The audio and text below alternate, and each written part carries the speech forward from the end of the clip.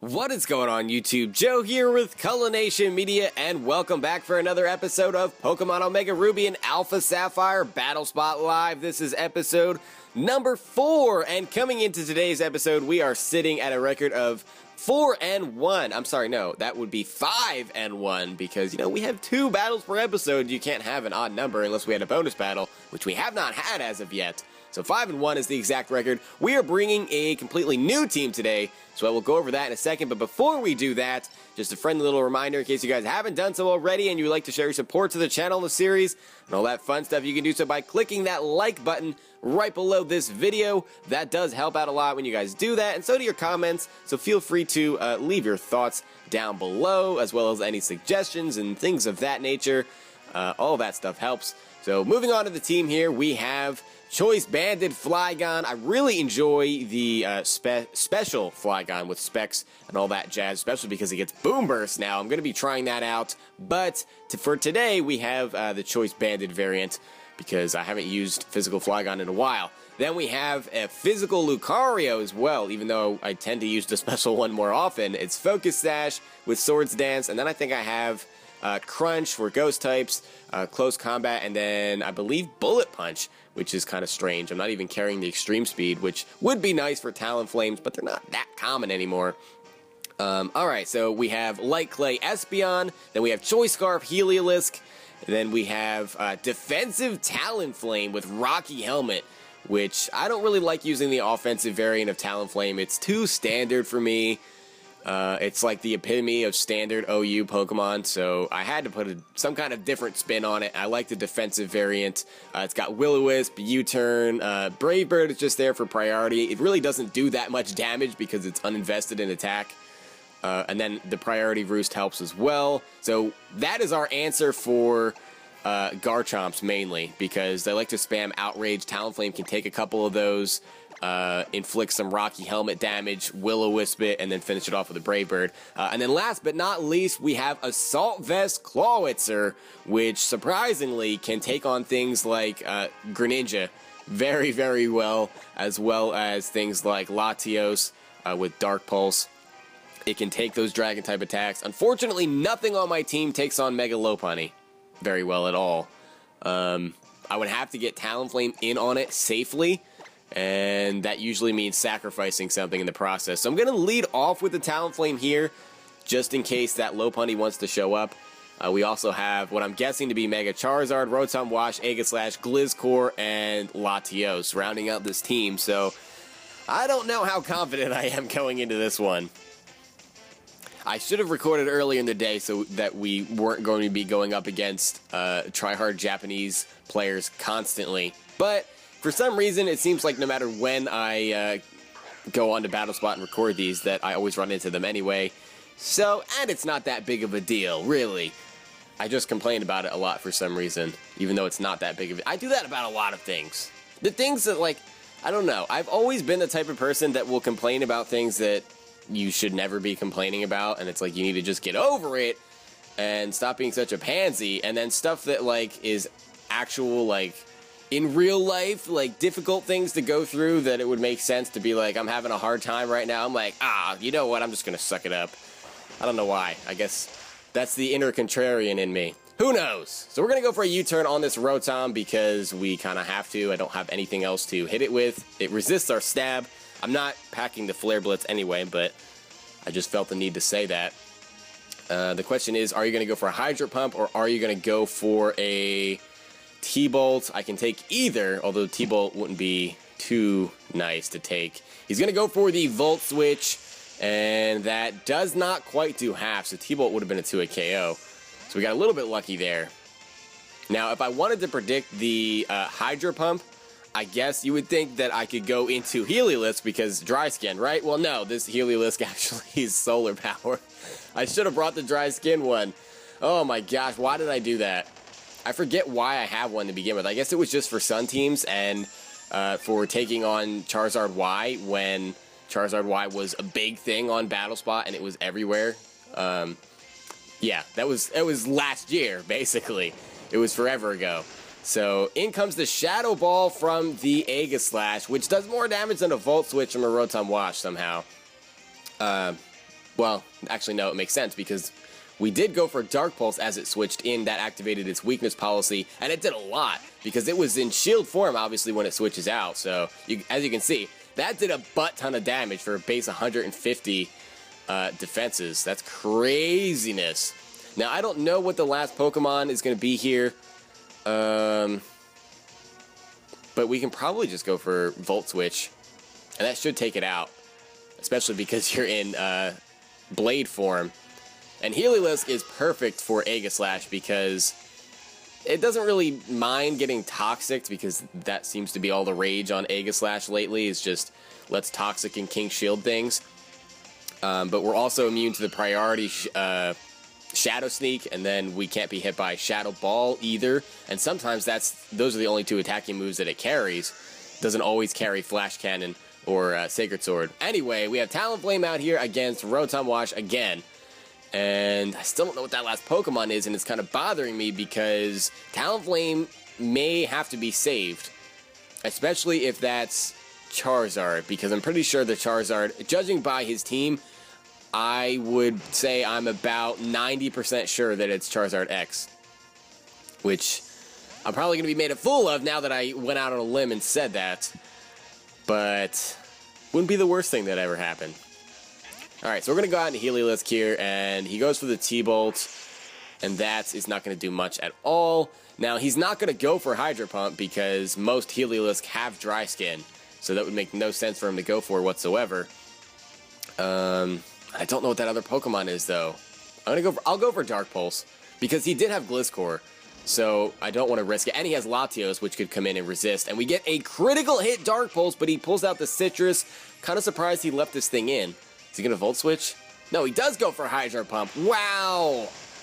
Wow, I wish I had Dry Skin, because he would look so stupid right now, but man! Of course this situation would come up. Of course it would. And now I'm the one that looks stupid. But anyway, yeah, the reason I was going for Dark Pulse there was because he had the Latios, which could switch in potentially on an Electric-type move. I didn't want that. And I didn't want Gliscor switching in either. And it's a bit unfortunate because of that, the Citrus Berry that he had, even with a critical hit Dark Pulse, we still can't take it out with 2 hits, which kind of stinks.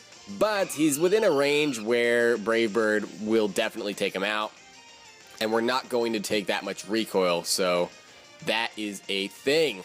And we'll see what this last Pokemon is. If it's Gliscor, I think we just lose, because I can't touch it. Brave Bird does nothing. I would have to get a Will-O-Wisp off before it could activate its Toxic Orb, but it probably has Protect to allow that to happen, so that is a thing. And out comes the shiny Charizard, and I am still going to say that this is Charizard X.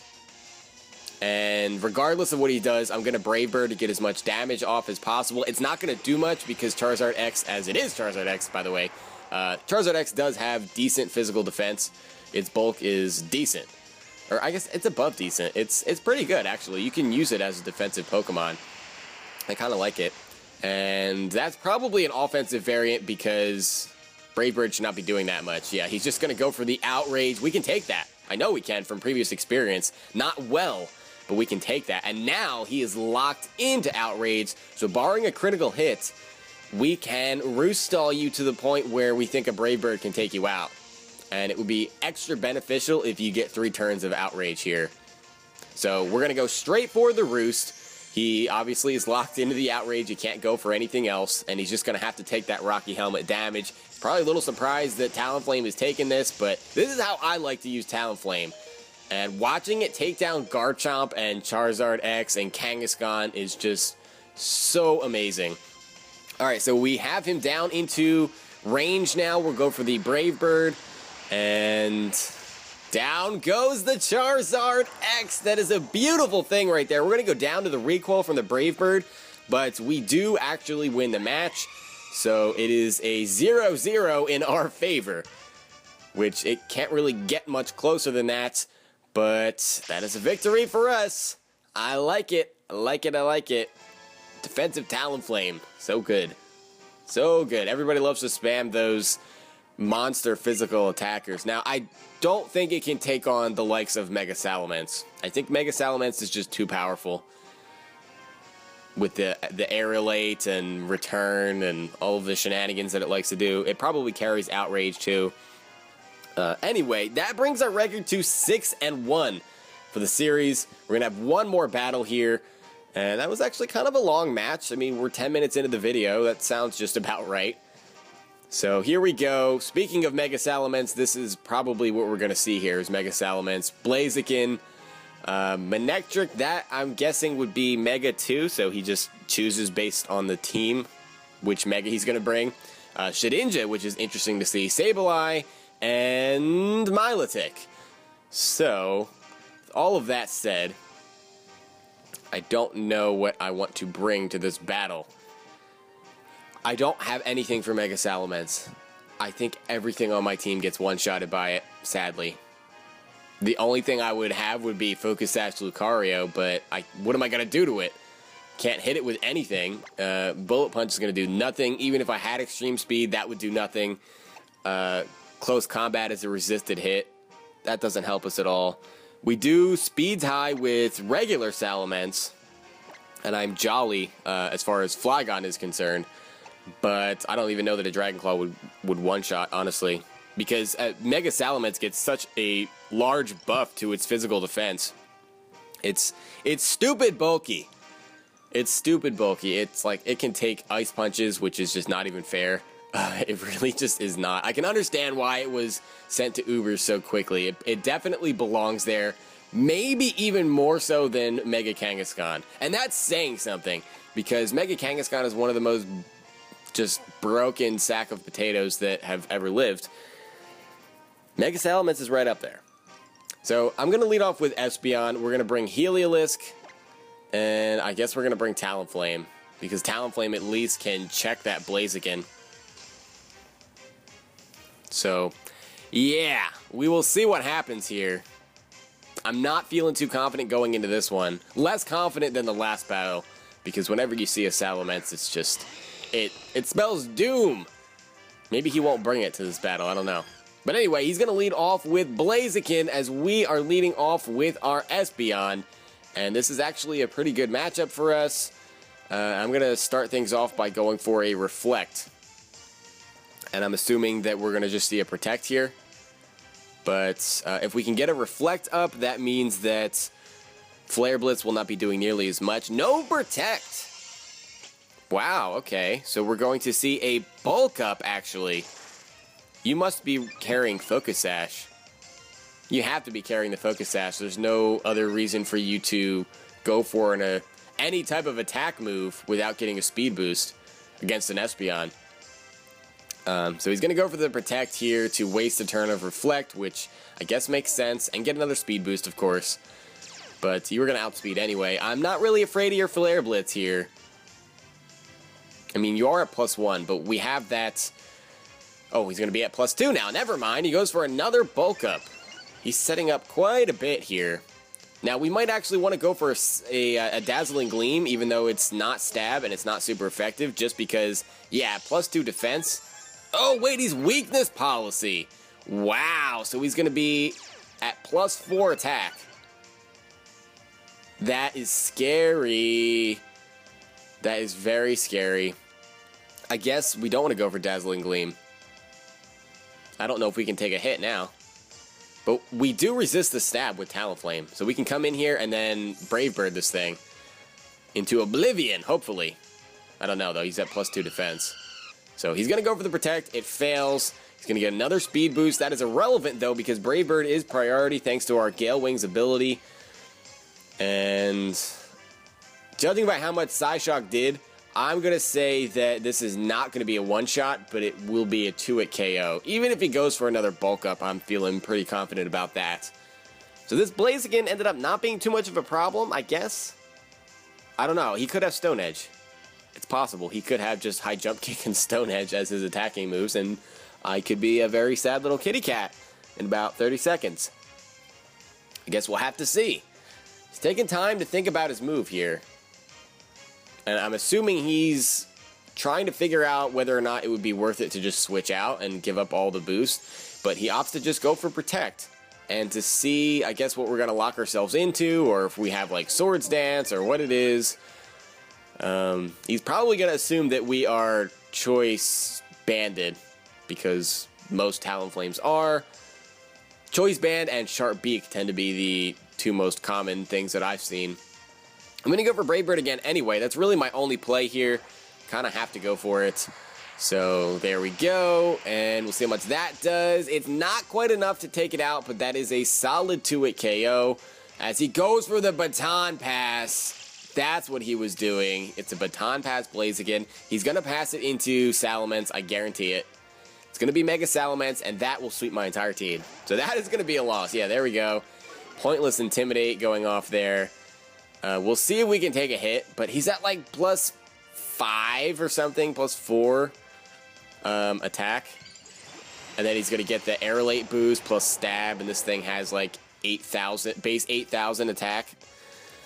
So here comes the return. At least he's going to take Rocky Helmet damage, but yeah, defensive Talonflame, sorry.